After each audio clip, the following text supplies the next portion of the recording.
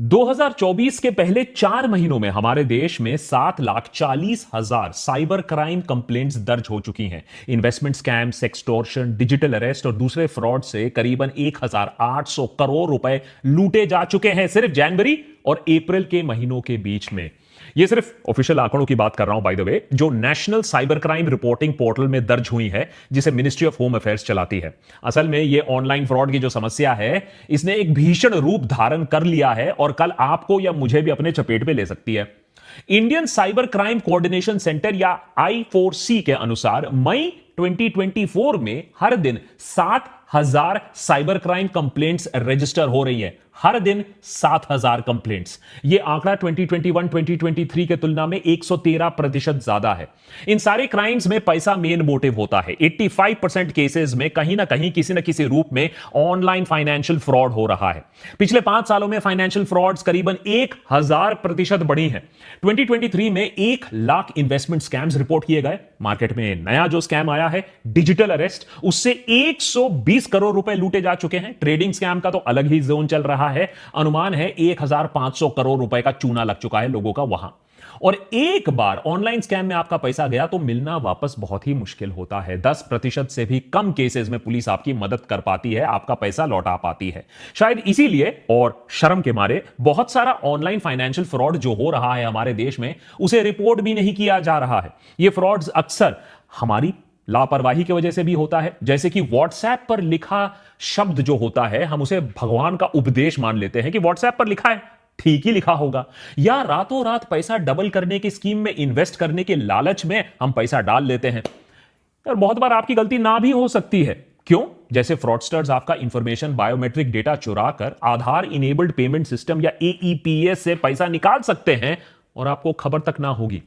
Local circle द्वारा किए गए एक सर्वे में पता चलता है कि पिछले 3 सालों में 47% अर्बन हाउसहोल्ड्स हैं जहां कम से कम एक फाइनेंशियल फ्रॉड रिपोर्ट हुआ है, चाहे वो UPI हो, क्रेडिट कार्ड हो या कोई इन्वेस्टमेंट फ्रॉड हो।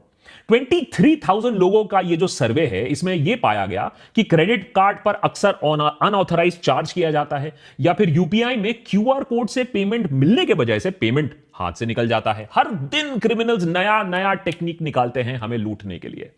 बात सिर्फ पैसे की नहीं है। आए दिन सुर्खियों में हमें यह खबर भी दिखने को मिलती है कि कैसे फाइनेंशियल फ्रॉड्स, एक्सटॉर्शन या इलीगल लोन एप्स के वजह से लोग अपनी जान तक ले रहे हैं। इसीलिए देशभक्त के आज के एपिसोड में हमने यह एपिसोड आपको आगाह करने के लिए बनाया है कि कैसे आपके फैमिली, आपके फ्रेंड्स को आप सुरक्षित रख सकते हो और अपने आप को भी सेफ रख सकते हो इस सबसे बड़े फ्रॉड से। किस किस रूप में आते हैं ये ऑनलाइन फ्रॉड? सरकार क्या कर रही है इस आपदा से निपटने के लिए? और उससे भी ज्यादा आप क्या कर सकते हो अपने आप को सुरक्षित रखने के लिए? बड़े बड़े फ्रॉड्स में नेता, बिजनेसमैन, टैक्स पेयर का पैसा खा जाते हैं, लेकिन ये जो ऑनलाइन फ्रॉड है ना, उससे भी ज्यादा खतरनाक है। ये फ्रॉडस्टर्स आपके बैंक बैलेंस को, आपकी इज्जत को, आपकी जिंदगी तक को खा जाएंगे और डकार तक नहीं लेंगे। और इसीलिए इसे आप रोक सको, आप लोगों को आगाह कर सको, हमने इस वीडियो को एकदम कॉपीराइट फ्री बनाया है। आप इस वीडियो को शेयर करो, डाउनलोड करो, रीअपलोड करो, कोई प्रॉब्लम नहीं है। बस अपने फैमिली, अपने फ्रेंड्स को आगाह करो कि यह देश का सबसे बड़ा स्कैम बन चुका है। देशभक्त की पूरी टीम ने बहुत टाइम लगाकर इस एपिसोड में रिसर्च किया। 6 ऐसे लेटेस्ट या एवरग्रीन ऑनलाइन फ्रॉड्स का पता लगाया जिसके शिकार आप और मैं दोनों हो सकते हैं। और 6 ऐसे सिक्योरिटी मेजर्स के बारे में भी हम बात करेंगे इन अटैक से बचने के लिए। लेकिन उससे पहले आपको यह समझना होगा कि फ्रॉडस्टर्स आज सिर्फ जामतारा में कहीं कोने में बैठकर आपको फ्रॉड करने की कोशिश नहीं कर रहे हैं। आज डिजिटल फ्रॉडस्टर्स बहुत ही केपेबल, टेक्नोलॉजिकली बहुत ही नॉलेजेबल और शातिर क्रिमिनल्स बन चुके हैं। अगर आपके साथ कभी भी फाइनेंशियल फ्रॉड हुआ है तो आप चुप मत बैठो, क्योंकि यही चुप्पी क्रिमिनल्स को और हौसला देती है। अच्छे से अच्छों को इन क्रिमिनल्स ने फांसा हुआ है अपने लेटेस्ट डिजिटल अरेस्ट स्कैम में। मिलिए SP ओसवाल से, chairman and managing director of Vardhman group. आपको लगेगा कि अरे इतना पैसा इनके पास, इतना तजुर्बा है। 82 साल की उम्र में ओसवाल साहब को कोई बुद्धू तो बना नहीं सकता है, लेकिन इनके साथ हुआ 7 करोड़ रुपए का फ्रॉड। जब एक गैंग ने इनके ऊपर एक फेक केस किया, एक फेक वर्चुअल कोर्ट रूम में fake chief justice of India DY Chandrachud के साथ केस की सुनवाई कराई, फेक डॉक्यूमेंट्स क्रिएट करवाए और ओसवाल को 2 दिन तक डिजिटल अरेस्ट में रखा। सुप्रीम कोर्ट से जो फेक डॉक्यूमेंट्स आए, जो ओसवाल को भेजे गए थे, उनमें सुप्रीम कोर्ट का एम्बलम, उसका बार कोड, उसका डिजिटल सिग्नेचर, सब सब एकदम असली कोर्ट डॉक्यूमेंट से मेल जोल खाते थे। ओसवाल ने नोटिस का पालन करते हुए अलग अलग अकाउंट्स में 7 करोड़ रुपए जमा कर दिए। चलो, बिजनेसमैन को उल्लू बनाया, लेकिन साइंटिस्ट को भी। मध्य प्रदेश के इंदौर में डिपार्टमेंट ऑफ एटॉमिक एनर्जी में काम कर रहे साइंटिस्ट को फ्रॉडस्टर्स ने डिजिटल अरेस्ट किया, 71 लाख रुपीस उनसे लूट लिया। नोएडा में 79 साल के रिटायर्ड मेजर जनरल के साथ भी यही हुआ। 5 दिनों तक डिजिटल अरेस्ट, 2 करोड़ रुपए उनसे ऐंठ लिए गए। नोएडा में ही एक डॉक्टर पूजा गोयल को फ्रॉडस्टर्स ने डिजिटल अरेस्ट किया, इस आरोप में कि उनके नंबर से अश्लील वीडियो सर्कुलेट हो रहे हैं। 60 लाख रुपए उनसे भी ऐंठ लिए। तो एक बात तो क्लियर है कि फ्रॉडस्टर्स कोई स्पेसिफिक किसी को टारगेट नहीं कर रहा है, कोई टीजी नहीं है। सीनियर गवर्नमेंट ऑफिसर हो सकता है, रिटायर्ड गवर्नमेंट ऑफिशियल हो सकते हैं, बिजनेसमैन, डॉक्टर, यहां तक कि पीजी स्टूडेंट्स तक को बख्शा नहीं गया है इन ऑनलाइन स्कैम से। फॉर एग्जाम्पल, अहमदाबाद में 27 साल की महिला को सेंट्रल एजेंसीज के अफसरों ने फोन कर कर बताया कि उनके नाम का एक पार्सल है जिसमें ड्रग्स पाए गए हैं और उनके खिलाफ एक्शन होने वाला है। डिजिटल अरेस्ट के दौरान एक सीबीआई ऑफिसर ने उन्हें अनड्रेस करने को कहा, जिससे उनके बर्थ मार्क्स को आइडेंटिफाई किया जा सके। साथ ही साथ उनके सारे पैसे फ्रॉडस्टर्स ने ट्रांसफर करवा लिए। तो इतना कॉन्फिडेंस आ चुका है आजकल ये ऑनलाइन फ्रॉडस्टर्स में। डिजिटल अरेस्ट उस साइबर क्राइम टेक्निक का नाम है जहां फ्रॉडस्टर्स वीडियो कॉल के जरिए लॉ इन्फोर्समेंट एजेंसी के अफसर बन के आपके सामने आते हैं। आपका क्राइम कुछ भी हो सकता है, लेकिन 2 बहुत कॉमन क्राइम्स आजकल हमें दिखने को मिलते हैं। आपके नाम का पार्सल, उसमें ड्रग्स मिला है, या फिर आपके नाम से रजिस्टर्ड मोबाइल फोन जिससे इलीगल काम हुआ है, फिरौती हुआ है, टेररिज्म हुआ है, या ऑब्सीन मटेरियल सर्कुलेट हुआ है आपके नंबर से जो आधार से लिंक्ड है। अगर विक्टिम इस बात को मान लेता है तो फेज 2 डिजिटल अरेस्ट, जहां आपको अपने घर में कैद कर दिया जाता है और आपको अपने डिवाइस के सामने होना होता है। आपके डिवाइस का कैमरा बंद नहीं किया जा सकता है। बेसिकली आइडिया फ्रॉडस्टर्स का यह है कि आपको इंटेरोगेट करेंगे और आप किसी से हेल्प नहीं ले सकते हो क्योंकि आपको कैमरा के सामने बैठना है। फाइनली वही होता है जो इन सारे केसेस में जनरली हमें देखने को मिलता है। सेटलमेंट की बात आती है और फिर आप एक मोटी रकम चुकाते हो अपनी जान बचाने के लिए, अपनी इज्जत बचाने के लिए। आजकल तो स्कैमस्टर्स पेमेंट क्रिप्टो करेंसी या गिफ्ट कार्ड में भी डिमांड करने लगे हैं, जिससे उन्हें ट्रैक करना और भी ज्यादा मुश्किल हो जाए। लेकिन ये सारे फ्रॉड्स नहीं होते अगर विक्टिम्स को एक छोटी सी चीज मालूम होती कि डिजिटल अरेस्ट नाम की कोई चीज है ही नहीं हमारे लीगल सिस्टम में। लेकिन शायद हमें पुलिस और लॉ एनफोर्समेंट का इतना डर, इतना खौफ बैठा हुआ है कि हम डिजिटल अरेस्ट का नाम सुनकर ही सरेंडर कर देते हैं। अब Indian cyber crime coordination centre ने बाकायदा एक नोटिस, एक प्रेस रिलीज जारी किया है जिसमें नागरिकों को आश्वासन दिया गया है कि लॉ एनफोर्समेंट एजेंसी, सीबीआई हो, पुलिस हो, कस्टम, ईडी, जजेस हो, आपको वीडियो कॉल के जरिए कोई अरेस्ट नहीं कर सकता है। और अगर आपके पास कभी भी बाय द वे ऐसा कॉल आए तो उन्हें बोलो कि कम से कम घर आकर आपको नोटिस दे, घर आके आपको अरेस्ट करे। अरे डिजिटल इंडिया का मतलब इतना थोड़ा ही ना कि आप आलसी बैठ जाओ और सब कुछ ऑनलाइन ही करना शुरू कर दो। लेकिन डिजिटल अरेस्ट से बच भी गए तो क्या? अरे डिजिटल फ्रॉडस्टर्स तो हर कोने में इंतजार कर रहे हैं आपका। ये रहे 6 टॉप स्कैम्स जो हमारी टीम को मिले, जिससे लाखों लोगों से करोड़ों रुपए लूटे जा रहे हैं। Number 1, UPI scam. Digital India और यूपीआई के चलते हमारी जिंदगी तो आसान हुई है, लेकिन साथ ही साथ डिजिटल फ्रॉडस्टर्स की भी जिंदगी आसान हो गई है। 2022-2023 में करीबन 1 lakh UPI based frauds report किए गए हैं। अगर आप सतर्क ना रहे तो डिजिटली आपका पैसा गायब हो सकता है बहुत आसानी से। साथ ही साथ क्यूआर कोड्स के मामले में थोड़ा सावधान रहना पड़ेगा। क्यूआर कोड कहां से स्कैन कर रहे हो, किसे पेमेंट दे रहे हो, यह थोड़ा भापना जानना जरूरी है। जैसे कि फॉर एग्जांपल अगर नहीं करोगे तो हाईटेक सिलिकॉन सिटी बैंगलोर में 41% रिपोर्टेड साइबर क्राइम इंसिडेंट्स होते हैं, वो क्यूआर कोड स्कैम से रिलेटेड होते हैं। तो इतना कॉमन हो चुका है क्यूआर कोड का मिसयूज। Number 2, sextortion. बहुत ही भयानक रूप है हमारे टेलीकॉम रेवोल्यूशन और सस्ते मोबाइल फोन और सस्ते डेटा रेट्स का। स्कैमर्स लोगों को वीडियो कॉल करते हैं। बहुत बार अनजाने में लोग ऐसा अननोन नंबर से फोन उठा लेते हैं। दूसरे एंड में एक महिला अश्लील हरकतें करते पाई जाती हैं। जब तक आपको समझ में आता है कि यह मामला कुछ गड़बड़ है, तब तक आपकी वीडियो बन चुकी होती है अश्लील हरकतें करते हुए। उसके बाद हमारी सदैव तत्पर पुलिस से आपको एक फोन आता है कि आपके खिलाफ ऑब्स्सीनिटी का केस दर्ज हो गया है और आपको अरेस्ट किया जा सकता है। सबूत के दौर पर आपका अश्लील वीडियो इस महिला के साथ आपके सामने पेश किया जाता है। इस समय इंसान ठंडे दिमाग से यह नहीं सोचता है कि हमारी पुलिस इतनी तत्पर कब से हो गई। अगर यह सच में ऐसा होता तो हमारा देश तो सेफेस्ट कंट्री फॉर वुमेन होता पूरी दुनिया में। फिलहाल इज्जत और नाक बचाने के लिए हम मामले को सेटल कर देते हैं पैसा देकर। आप भी खुश, स्कैमस्टर भी खुश। तीसरा बड़ा फ्रॉड, टेलीग्राम फ्रॉड। घर बैठे बैठे पैसा किसको कमाना नहीं अच्छा लगता? क्यों एडिटर है? आजकल एडिटर बोल रहा है कि अरे सीधा फाइल घर ही भेज दो, घर में बैठ के एडिट कर दूंगा, ऑफिस आने की क्या जरूरत है? लेकिन ऐसे स्कीम ना बहुत ही चौंका देने वाले हैं, और ऐसे स्कीम जो ऑफर करते हैं वो फ्रॉड ही होते हैं। पहला होता है व्हाट्सएप पर आपको एक जॉब ऑफर आता है। उसके बाद टेलीग्राम ग्रुप में आपका नाम ऐड कर दिया जाता है, जहां आपको बिग बॉस की तरह अलग अलग टास्क दिए जाते हैं, जैसे सोशल मीडिया प्लेटफॉर्म्स पे जाओ, वीडियो को देखो, व्यूज बढ़ाओ, लाइक करो वीडियोस को। पहले आपको आपके काम के लिए छुट्टर पैसे, थोड़ा बहुत पैसे भी मिल जाएंगे, आपका ट्रस्ट बढ़ जाएगा। फिर किसी कारण हेतु, जैसे कि ट्रेनिंग की है या फिर आपको ज्यादा बिजनेस मिलेगा, उस एक्सक्यूज पे आपको उल्टा पैसा जमा करना होता है। एक बार आपने मोटी रकम जमा की, बंदा गायब आपके पैसे के साथ। नंबर 4, एआई की दुनिया बहुत चकाचौंध है। मानवता एवोल्यूशन की अगली पायदान पर चढ़ रहा है एआई के साथ।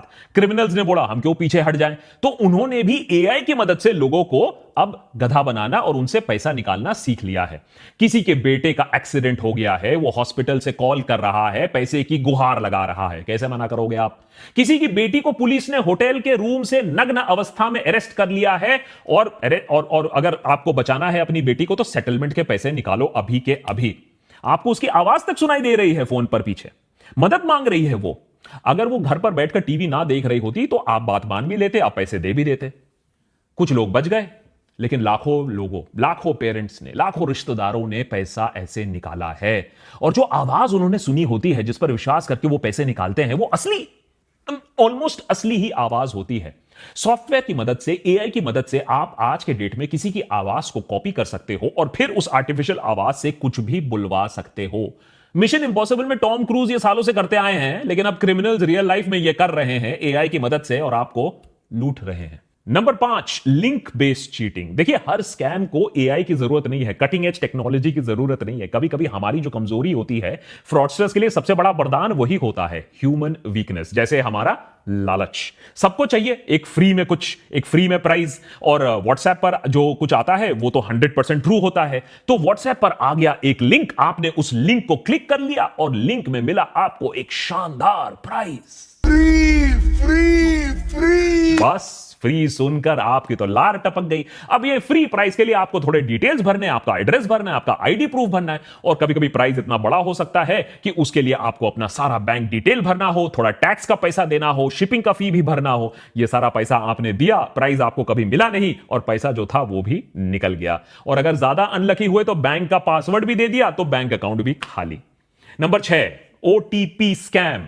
सरकार ने स्कैम्स को रोकने के लिए और आपको बचाने के लिए 2FA बहुत जगह कंपलसरी कर दिया है। 2FA यानी 2 फैक्टर ऑथेंटिकेशन, यानी आपके फोन पर ओटीपी के बिना कुछ भी प्रोसेस नहीं होगा। अब फ्रॉडस्टर्स फिर से एक कदम आगे, ओटीपी के पीछे पड़ जाते हैं, उसे निकालकर आपके बैंक अकाउंट, डिजिटल वॉलेट्स और दूसरे सेंसिटिव इंफॉर्मेशन को एक्सेस करने की कोशिश करते हैं। इसीलिए वो आपको आपके फोन में बैंक अकाउंट रिप्रेजेंटेटिव बनकर आ जाते हैं, ई कॉमर्स साइट ऑपरेटर बनकर आ जाते हैं, अक्सर सरकारी अफसर बनकर आपको फोन कर देते हैं। अब आप ये नहीं सोचते हो कि सरकारी दफ्तर में अफसर ना मिला, लेकिन सरकारी अफसर आपको फोन पर आकर आपसे सारी इंफॉर्मेशन ले रहा है? आप भी दे देते हो, हाँ ठीक है सरकारी अफसर है, बिना सोचे समझे आपने ओटीपी दिया और आपके पैसों का हो गया स्वाहा। इन स्कैम से आपका कितना नुकसान हो सकता है, देश के नागरिकों का कितना नुकसान हो सकता है, आप सोच भी नहीं पाओगे। फॉर एग्जाम्पल मैं आपको बताता हूं, 2014 से लेकर 2023 के बीच में इंडियन बैंक्स में 65,000 फ्रॉड केसेस डिटेक्ट किए गए। 4.65 लाख करोड़, जी हां 4.65 लाख करोड़ का घपला हुआ करीबन 10 सालों में।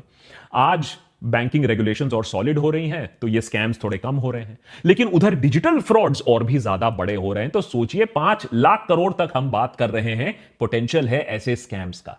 तो सरकार इस सब मामले में क्या कर रही है? देखिए, गंभीरता तो है सरकार की तरफ से, ऐसी बात नहीं है, सरकार रिकॉग्नाइज कर रही है ये एक प्रॉब्लम है, लेकिन ग्राउंड पर एक्शन इतना नहीं है कि फ्रॉड्स कम हो जाए या फ्रॉडस्टर्स के दिलों में कोई खौफ हो। सरकार ने एक ऑनलाइन सस्पेक्ट रजिस्ट्री लॉन्च की है जिसमें 12 लाख साइबर क्रिमिनल्स का डेटा स्टोर्ड है। इस रजिस्ट्री को states, union territory, central investigating agencies, intelligence agencies इस्तेमाल कर सकती हैं साइबर क्राइम को कंट्रोल करने के लिए। उधर national cyber crime reporting portal NCRP के जरिए साइबर क्राइम रिपोर्टिंग और रेजोल्यूशन को बेहतर बनाने की कोशिश की गई है। एनसीआरपी को अभी हर दिन 67,000 कॉल्स आती हैं साइबर क्राइम रिलेटेड क्वेश्चन से। तो सोचिए, लोगों में भी इतना डर है अभी कि इस हेल्पलाइन में लोग फोन करके पता लगा रहे हैं कि उनके साथ भी फ्रॉड हुआ है या नहीं। और Indian cyber crime coordination centre I4C ने अभी तक 2,800 करोड़ डिफ्रॉडेड मनी है, ये जो स्कैम्स का पैसा है, ये वापस दिया है करीबन 8.5 लाख विक्टिम्स को। तो कहीं ना कहीं एक शुरुआत की गई है, लेकिन इस शुरुआत से ज्यादा कुछ नहीं हो पाएगा जब तक ना आप इसमें साथ दोगे। कैसे? सबसे पहले तो आप एक काम करो, अगर आपके साथ कभी भी साइबर क्राइम हुआ है तो आप इमीडिएटली इसे रिपोर्ट करो। www.cybercrime.gov.in ये एक ऑफिशियल पोर्टल है जहां आप इसको रिपोर्ट कर सकते हो। सरकार आपकी मदद कर सकती है। आप 1930 पर फोन कर सकते हो, नेशनल साइबर क्राइम हेल्पलाइन है। लेकिन किंतु परंतु अगर आप चाहते हो कि बात रिपोर्टिंग तक ना आए, बात सरकार तक ना पहुंचे, फिर बात गुहार तक ना आए कि भैया आप बोलो कि मेरा पैसा किसी तरीके से लौटा दो, तो आपको ही चौकस रहना होगा। हाल ही में एक खबर वायरल होती है। मुंबई में एक ऑटो में एक पुलिस ऑफिसर घुस आता है सडनली और एक महिला से 50,000 रुपए की मांग करता है। महिला का गुनाह क्या है कि वो ऑटो में बैठकर वेप कर रही थी। देखिए, स्मोकिंग वेपिंग तो वैसे में अच्छी बात नहीं है, लेकिन सवाल यह है कि यह बिना यूनिफॉर्म का ऑफिसर कौन है, 50,000 का डिमांड क्यों कर रहा है। महिला ने सोचा कुछ तो गड़बड़ है, ये ऑफिसर नहीं है। उसने वीडियो बनाना शुरू कर दिया और वीडियो बनते देख पुलिस वाला वो भाग निकला। अब खबर यह आ रही है कि उस पुलिस वाले को अरेस्ट कर लिया गया है जो फेक ऑफिसर था। कहने का मतलब यह है कि आपको प्रोएक्टिव रहना होगा। ये डर के नहीं बैठो कि पुलिस का नाम जैसे ही सुना है एडिटर जैसे, हां, डर के नहीं बैठना, आपको डरना नहीं है। 90% केसेस में साइबर फ्रॉड में पैसा वापस नहीं मिलता, याद रखिए। तो डर गए, जो डर गया वो मर गया। हां, अगर बैंकिंग चैनल से पैसा आपका निकलता है तो तुरंत बैंक को जाकर रिपोर्ट करो। अगर बैंक की नेग्लिजेंस की वजह से आपका अकाउंट कॉम्प्रोमाइज हुआ है तो बैंक आपको पूरा पैसा वापस देगी। लेकिन याद रखिए, अगर अनऑथराइज्ड ट्रांजैक्शन 7 दिन बीत चुके हैं और उसके बाद जाकर आपने रिपोर्ट किया तो बैंक की लायबिलिटी काफी कम हो जाती है। फिर बैंक की पॉलिसीज ही काम आएंगी, सरकार आपको वहां मदद नहीं करेगी। तो सबसे पहले तो चौकस रहना होगा ट्रांजैक्शन को लेकर, अगर आपके ऊपर कोई धमक रहा है उसको लेकर। Point number 2, prevention is the best cure. अरे सीधा सीधा प्रिवेंशन करो। Have an apple a day. किसी अननोन मैसेज को मत खोलो, अनसोलिसिटेड लिंक को क्लिक मत करो, अननोन वीडियो कॉल को मत उठाओ, और जो बैंक ट्रांजैक्शंस हैं उन्हें हमेशा डबल चेक करके अप्रूव करो। अगर कंप्यूटर पर एंटीवायरस नहीं है, चलो वहां भी पैसा बचाना चाहते हो कोई बात नहीं, कम से कम अपने बैंक स्टेटमेंट्स को रेगुलर स्कैन करो। हर ट्रांजैक्शन पर एसएमएस अलर्ट लगाओ और ओटीपी 2 फैक्टर ऑथेंटिकेशन के बिना कुछ भी काम नहीं करने का। जो बात व्हाट्सएप पर आपने आज तक नहीं सीखा, कम से कम वो रियल लाइफ में सीख लो कि कोई भी क्यूआर कोड जो आपको दिखता है उसे ब्लाइंडली ट्रस्ट नहीं करने का। कोई भी पेमेंट लिंक जो आपको दिखता है उसे ब्लाइंडली पे नहीं करने का। किसी भी पेमेंट जहां दे रहे हो, देखो किस गेटवे को इस्तेमाल कर रहे हो, किस सॉफ्टवेयर को इस्तेमाल कर रहे हो, और मल्टी फैक्टर ऑथेंटिकेशन का आप इस्तेमाल करो। जैसे कि आप में क्रेडिट कार्ड में भी अगर ओटीपी है तो उसको इनेबल करो। और जो ट्रस्ट का फैक्टर है ना, इतना भी ट्रस्ट मत करो। हर अननोन नंबर को उठाने की जरूरत नहीं है। आपकी कॉलेज की गर्लफ्रेंड को अगर आपसे पैचअप करना होगा तो कोई और तरीका उसको मिल जाएगा। हर कॉल उठाने की जरूरत नहीं है। उठाओगे तो फिर आपका भी डिजिटल अरेस्ट हो जाएगा। और अगर पार्सल में ड्रग्स निकले तो इमीडिएटली फोन काटो और जिस कंपनी से वो फोन आया था ड्रग वाला, उस पार्सल कंपनी को खुद फोन करो और पता लगाओ कि कहां भैया तुम्हारा थाईलैंड में ड्रग पकड़ा गया है। सरकार इतने सालों से हर चीज के लिए आधार मांगती आई है। बर्थ से लेकर डेथ सर्टिफिकेट के लिए, बैंक अकाउंट खोलने से टॉयलेट जाने के लिए आधार की जरूरत होती थी। लेकिन अब नया फॉर्मूला यह है कि आपको अपना आधार नहीं दिखाना है। जी हां, पहले दिखाना था, अब आपको नहीं दिखाना है, क्योंकि आपका आधार नंबर से ही आपके ऊपर फ्रॉड हो सकता है। तो जितना अपना डेटा प्रोटेक्ट कर सको उतना डेटा प्रोटेक्ट करके रखो। और जितना अपना पर्सनल इंफॉर्मेशन है, अपना फैमिली इंफॉर्मेशन है, हर चीज इंस्टाग्राम पे डालने की जरूरत नहीं है। थोड़ा सा अपने जो प्राइवेट इंफॉर्मेशन है उसे कंट्रोल में रखो, क्योंकि फ्रॉडस्टर्स ये भी देख रहे हैं कि आपका बेटा कब बाहर जा रहा है, कब छुट्टी पे जा रहा है, और फिर आपके पास आएगा पुलिस से फोन। नंबर 4, थोड़ा सा अवेयर होने की जरूरत है। मुश्किल है, लेकिन अगर बिग बॉस के घर में क्या हो रहा है ये आपको खबर है, तो टेक्नोलॉजी की दुनिया में भी क्या हो रहा है उसी खबर आपको रखनी पड़ेगी। प्रॉब्लम यह है कि हर दिन फ्रॉडस्टर्स नए नए तरीके खोज रहे हैं। अब हमें तो अपडेटेड रहना होगा। For example, SIM swap scam, ये क्या होता है? इससे हैकर्स आपके सिम को रिमोटली डुप्लीकेट कर सकते हैं और आपका सारा इंफॉर्मेशन चुरा सकते हैं। इसीलिए रेगुलर पासवर्ड चेंज करना भी एक वाइटल सिक्योरिटी टूल है। ओटीपी स्कैम से भी जरूर आपको बचना चाहिए कि ये जो आपका जो पर्सनल फाइनेंशियल डिटेल है कभी फोन पर नहीं शेयर करना।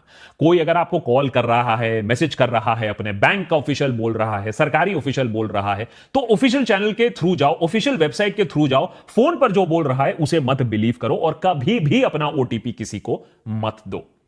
लास्टली, जो शेडी एप्स हैं ये एक नया चीज बन रहा है, क्योंकि हम सोचते हैं कि ऐप इंस्टॉल कर लेंगे, किसी ने मेहनत से ऐप बनाया होगा तो ठीक ही होगा।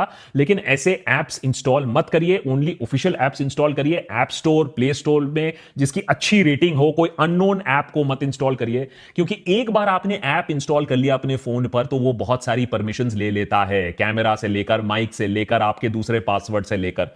लेटेस्ट स्कैम अभी जो बैंगलोर से आ रहा है, एक महिला ये क्लेम कर रही है कि बैंगलोर में एयरपोर्ट में लाउंज एक्सेस के लिए ऐप डाउनलोड करने को बोला गया और उस ऐप से फोन पर पूरा कंट्रोल जमा लिया उस ऐप ने। तो ये आपको ही सुरक्षित अपने आप को रखना पड़ेगा।